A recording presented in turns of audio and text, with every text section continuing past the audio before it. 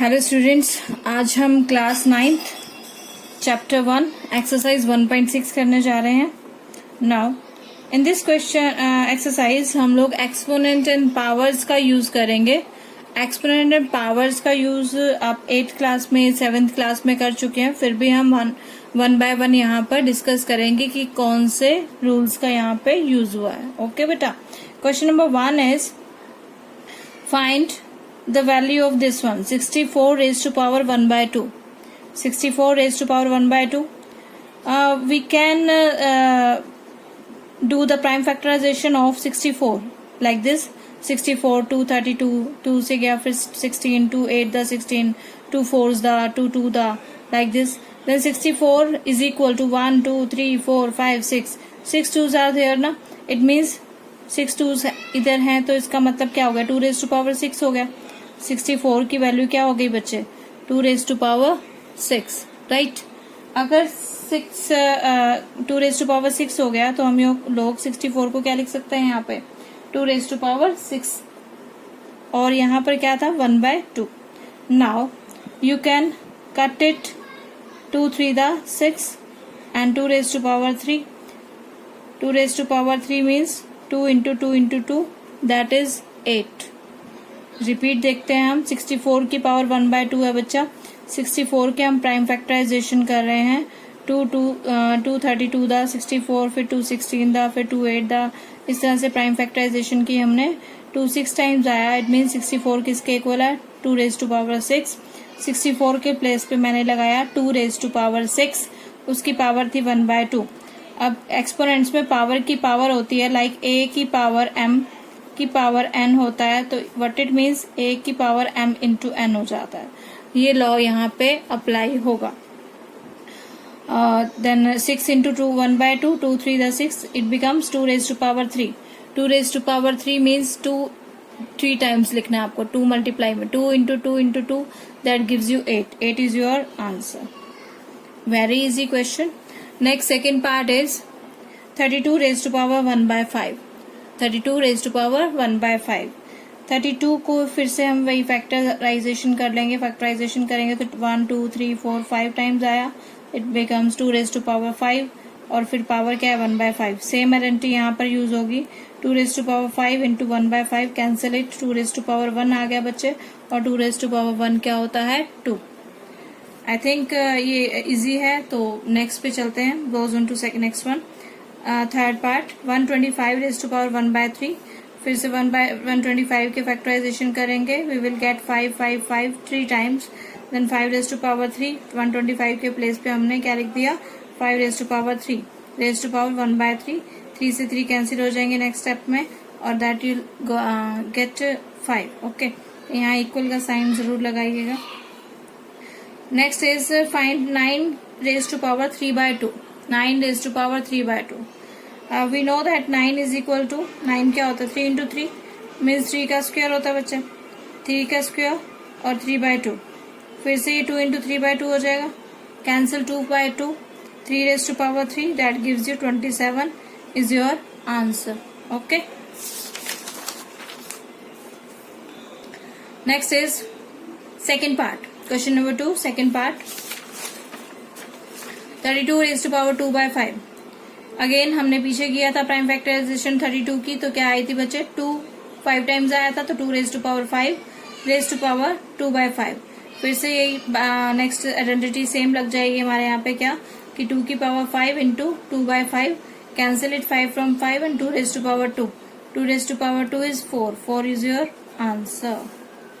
Next third one, 16 raised to power 3 by 4। 16 raised to power 3 by 4। 16 की prime factorization करेंगे तो we will gate 2 into 2 into 2 into 2 4 times 2, that's why I put here 2 raised to power 4 and power is 3 by 4। Okay, next step क्या हो जाएगा इससे, next step बचा, फिर इन दोनों की पावर्स की मल्टीप्लाई हो जाएगी। क्यों, a की पावर m की power n is equal to क्या होता है बच्चा, a की power m into n। Okay, तो m into n means 4 into 3 by 4, 4 से 4 कैंसिल, 2 raised to power 3, फिर से हमारा 8 आंसर आ रहा है। Okay, next is fourth part, 125 raised to power -1 by 3। We can write 125 as 5 raise to power 3. अगर आप प्राइम फैक्टराइजेशन करेंगे then you will get this one. Raise to power -1/3. Next step में आप इसको कर सकते हो, करना हो तो बाय 5 की 3 into -1/3. Then cancel 3 from 3 here. It gives you 5 raise to power -1 is equal to, अब a raise to power -1 gives you 1/a. Okay, किसी की भी पावर अगर -1 हो जाती है तो वो नीचे जाके पॉजिटिव पावर बना देता है, नेगेटिव पावर से पॉजिटिव पावर में चला जाता है. अगर वो उसका ऊपर से नीचे कर दिया जाए और नीचे से ऊपर, नीचे नेगेटिव है तो ऊपर आएगा पॉजिटिव हो जाएगा, और अगर अपर पार्ट नेगेटिव, अपर की पावर नेगेटिव है तो नीचे आएगा तो पॉजिटिव हो जाएगा. ओके, तो that's why here 5 raise to power -1 is equal to क्या हो जाएगा 1/5. That is your answer. Now question number 3 is, question number 3 का फर्स्ट पार्ट है आपके पास कि solve it 2 raise to power 2/3 into 2 raise to power 1/5. 2 raise to power 2/3 and 2 raise to power 1/5. बीच में मल्टीप्लाई का साइन है बच्चे. इंटू का मतलब मल्टीप्लाई होता है, that is the sign of multiply. Now bases are same. देखो दोनों में बेस सेम है, 2 सेम है, तो हम क्या करेंगे, इसका और इसका, इन दोनों को ऐड कर देंगे. That will B m, that will B n.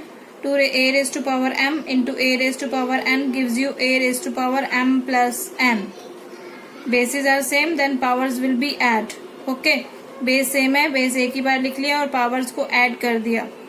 ठीक है, ये लॉ हम लगाएंगे एक्सपोनेंट एंड पावर्स का यहाँ पे.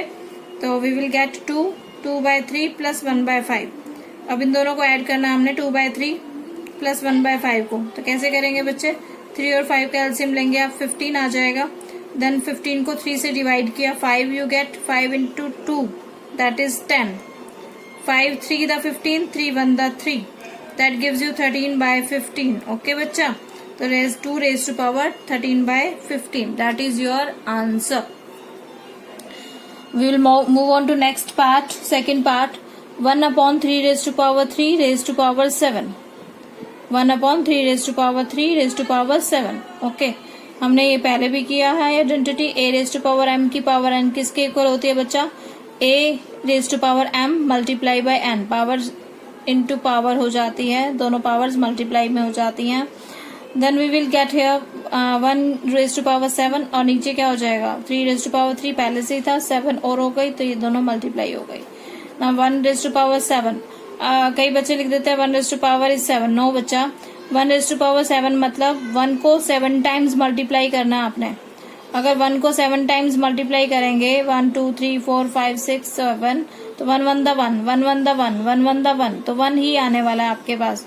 तो वी विल गेट 1 और नीचे क्या आ जाएगा 3, डिनोमिनेटर क्या हो जाएगा आपके पास 3 raise to power 21. That is your answer. Okay, next third part is 11 raise to power 1/2. Denominator 11 raised to power 1/4. We can say here a raised to power n, m और upon a raised to power n. देखिए base same है दोनों का 11, but powers are different और है किसमें, divide में. Okay, we will write it in the form of a raised to power, standard form में लिखेंगे a raised to power m upon a raised to power n. तो इसकी identity क्या होती है बच्चा, a raised to power m minus n. We will use here this law of exponents कि अगर बेस सेम है और डिवाइड हो रहे हैं तो फिर क्या हो जाएगा, पावर सब्ट्रैक्शन में चली जाती हैं, a raise to power m minus n हो जाएगा. दैट्स वाई हियर 11 की रेज टू पावर 1/2 माइनस 1/4 हो जाएगा. Now take 4 LCM, 2 to the 4 minus 1 that is 1/4. Okay, 11 raise to power 1/2 minus 1/4. अब 1/2 माइनस 1/4 का जब एलसीएम लेंगे आप तो 4 एलसीएम आने वाला है आपके पास. 2 to the 4 minus 4 1 the 4 that is 1/4. तो यहाँ पर मैंने यही लिखा 11 raise to power 1/4. That is your answer. Now the fourth part is 7 raise to power 1/2, 8 raise to power 1/2. here bases are different but powers are same. bases are different but powers are same. that's why हम लोग क्या identity, क्या लो लगाएंगे यहाँ पे बच्चा, a raise to power m into b raise to power m या फिर a raise to power p into b raise to power p. Powers are same but bases are different. So क्या होता है इसका लॉ, क्या होता है कि पावर्स की मल्टीप्लाई हो जाती, सॉरी पावर्स एक ही हो जाते हैं बेटा और जो बेसिस होते हैं उनकी हम मल्टीप्लाई करा देते हैं। तो बेसिस मल्टीप्लाई हो गए a इंटू बी और पावर a की बार उसको हमने लिख दिया। हेयर आल्सो 1/2 पावर तो 1 टाइम आ जाएगी और नीचे 7 इंटू 8 क्या हो जाएगा 56। That is your 6th part. Okay, is there any problem? I hope so that will be clear. और ये आपका फर्स्ट चैप्टर कंप्लीट हो गया बच्चे। Do it properly. Okay, thank you.